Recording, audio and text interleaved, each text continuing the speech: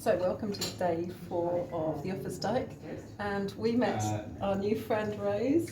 Rose is the one I was telling you. She's got an Instagram page because she's doing, people call it Le Jog, so it's Land's End to John O'Groats, and she's doing really, really well. She's been on the trail, what, for how long? 40 days. 40 days of walking. We're already on day 4 and our legs are killing us, so can you imagine what 40 days is going to do for you? It's unbelievable. I've got this hunger this morning. I'm just eating toast and toast and toast and more toast. So hopefully I'll feel full soon after the 4th bit of toast maybe. We're going to set off soon. We've still got the tent pitched, which is just over the other side. I still need to take it down just opposite the pub. So we'll get cracking soon and I'll update you as we go along. See you soon. Right, so we got all the tent packed up. Where Paul's standing just behind him, that's where we camped last night. And here is the pub. Very handy. So we've got to go up that road, join the route again, and back on track.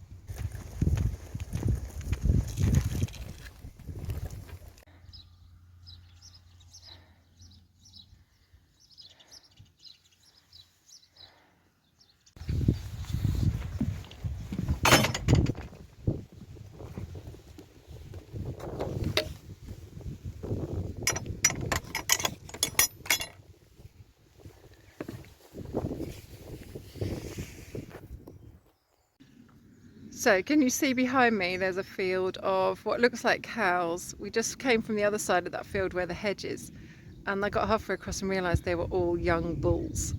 And now my legs are really wobbly. It's quite nerve-wracking. Paul's completely chilled out because he spent some time on a farm with his uncle, was it, who had cows and bulls, so he's pretty used to that, no worries. But I don't know, that's the first field I really had to cross, and there's got to be what, 30 bulls out there.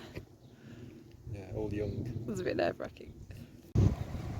Just entering Pandy, coming up to the main road. We actually thought there was going to be a shop here, but it looks like there's nothing, just a few houses here and maybe a pub, which should be closed at the moment. So I think we're just going to press on ahead, and we know we've got a really steep climb coming up, so we're going to have to, actually I can show you the climb we're going to have to do. Can you see that hill on the right hand side, that big, it's actually behind the trees a little bit, but that's what we've got to walk on the top of. So we're in the sort of foothills of it now. We've got to go up that slope, and then it gets higher and higher and higher. And then we've decided we've got to walk. We're going to come down it later today, get a taxi back to Hay on Wye. That's the plan.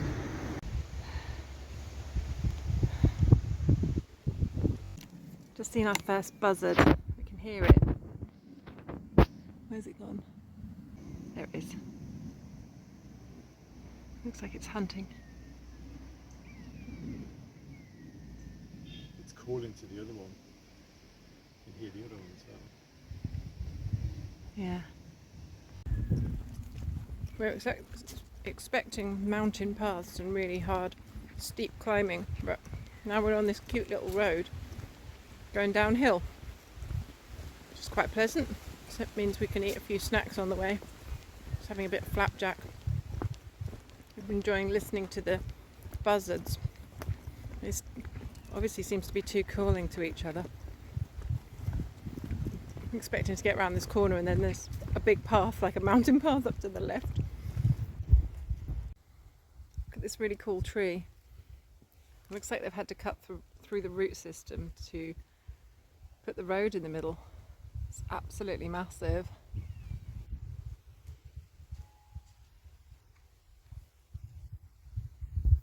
Look at this really cute little lamb having a rest.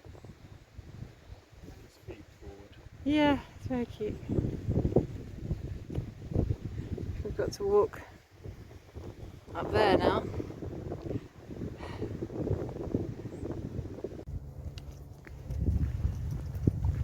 So we just follow this little road here. Both feeling really energetic this morning. I think after the reasonably easy day's walking yesterday, although there was a few little uphills, so it's quite minimal because we were following fields all the time. So today we're sort of waiting, it's like the calm before the storm, we're waiting to be surprised about the hills. Everything's been uphill so far, but quite gentle slopes. But I think mentally we're both in a good place today. We both slept really well. I tried earplugs last night, so that was a big eye-opener for me. That worked really well. And I just slept straight through, despite being on the lawn in front of a pub. And Wales were playing football last night, so the pub was just full of young guys singing their hearts out, football songs and just any other random songs all evening. But I think we're just so tired it didn't really matter. So, it's starting to get a bit steep now. You can see it on this little wooded path. It's quite pretty actually. Paul's feeling energetic this morning. He's really happy that his legs don't feel tired. Yesterday he was really suffering with his legs and feet when we arrived at the place we stayed at, which is partly why we decided to cut the day short. So today's his last day. So normally what people do, they walk from Pandy to Hay-on-Wye, but because we stopped 2 miles short of Pandy, we knew we're not going to make Hay-on-Wye. It's just too much for us at the moment. We're fit, but we don't have that kind of walking fitness with backpacks right now.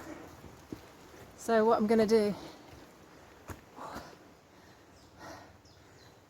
we're going to get to basically a picnic table that I've pinpointed, which is just down from the slope. We have to walk along this ridge line today, so we're walking up, up, up.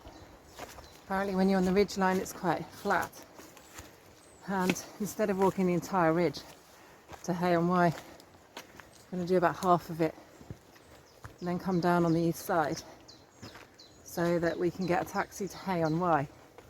In the morning I'll get a taxi back to where we stopped so that I can continue on and do the whole route, and then hopefully Paul won't have to drive home quite so late. And the bonus of that means I'll get 2 nights of sleep in Hay-on-Wye, so I can literally leave my tent there, leave some stuff in the tent and have a sort of lighter day's walking, because I'll have to do the ridge line again and get up to it again. So it will make it a bit easier for me. I'm going to have to go because I'm getting really out of breath trying to talk and walking up this really steep hill. So we're making really good progress up the hill. We just bumped into this really nice couple that she's called Tammy Stevens, and they look pretty interesting, sort of carting this, turned out to be a boat. We stopped and had a chat with them. They're doing a circumnavigation of Wales, and to raise awareness of the environment and the impacts and things. So she gave me one of her business cards, so I'll look her up a bit later. We feel like we're in moorland now. We've got all these nice sheep behind us. We just come from where the sheep are, and now they tell us, because they were coming the opposite direction, that we were thinking we were nearly at the top, but we've done a third of the way. That slope that you can see behind me is the ridge line, so that's what we've got to do. It doesn't look too daunting from here actually. So we're going to press on, get to the top, and we've decided we're going to reward ourselves with some peanut butter and oatcakes when we get to the top.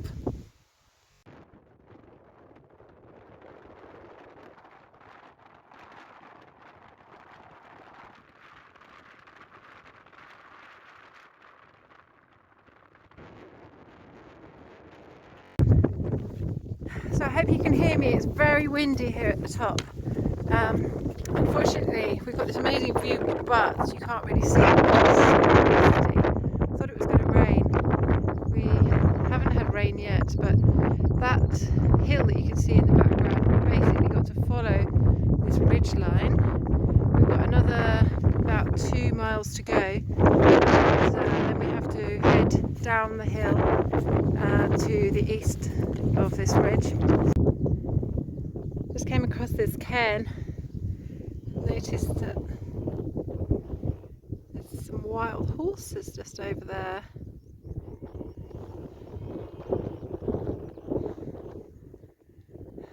This view on a sunny day would be spectacular, I'm sure. Should be close to the 2nd mile marker now. We're not sure if this cairn is it or whether it's in a different place a little bit further up that hill there. So keep progressing. It's a really big We just found the 2nd mile marker. This one's a bit clearer than the other one. So it actually says Llantony on it, 2 miles. There's a path that goes down to the left, but we don't want that one.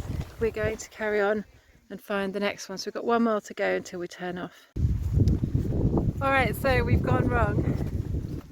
We came up to the 2nd point on this peak, and we met these 2 really nice ladies, and we got chatting to them, hearing all about their hiking stories. They're going the other way, coming from this direction, because right now we've turned round and we're going back. We were looking for a mile marker, but after we saw them, we were so interested by their stories, we spent a while chatting about them. And because of that, we were both a bit distracted. And I think we've gone past this crucial turning that we should have taken. So we have a deadline of 6 o'clock to get to this random picnic table in a place called Daren, which is a tiny little place off the road, right at the bottom of all this hill. It's now 4:30. I just really hope we're going to make it, but everything should be downhill. I think it's quite a steep downhill, but we've still got a few kilometres to go. So I really hope we're going to come across the path soon. We're using Paul's commute now because the old style charts here not quite working. At least it doesn't work when you're distracted and unfocused. So it's very windy, and as you can see it's gone really foggy. It's quite chilly actually. So it'd be nice to get off the top and get into a little bit more sheltered area. Alright, so this apparently is what we missed. On this path that doesn't look like an obvious path here. Gosh, it's very annoying. We're both a bit annoyed with ourselves, and we're running a little bit late for our taxi, so we better get stepped on. I'm sorry about the wind, by the way. So still walking down the hill. It's quite pretty and a bit more sheltered from the wind now. It's quite steep going down in some sections and quite muddy as well. There's a lot of sheep around, but it's just beautiful bracken at the sides. We've got 40 minutes to get to, can you see that road where the houses are there? We've got to get there in about 40 minutes, which seems slightly unlikely to me right now, but we can always call the taxi company and ask them to wait for us, I guess. And I'm thinking that after sleeping in Hay-on-Wye I might not come back to this point. I'll just carry on walking from Hay-on-Wye instead of actually carrying all my stuff up here again. But I'll have a think about it and let you know later what I decide. Okay, this is crazy. We're fighting our way through the bracken now because we got lost again and realised, God, it's gone really steep here. Look what I'm having to fight through. There's like no path. But according to the GPS and the map, it's this way. God. So we're going to have to keep fighting our way through this crazy bracken hillside until we get to that road that I showed you earlier at the bottom. And so yeah, 2 kilometres doesn't seem like very far, but when you're on this kind of landscape, suddenly it seems a very long way away.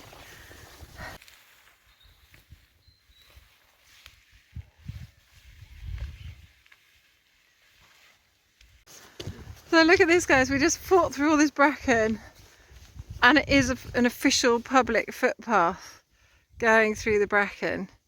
That's crazy. But we made it to the road, so hopefully we can still get our taxi. We have 15 minutes, which is probably about right.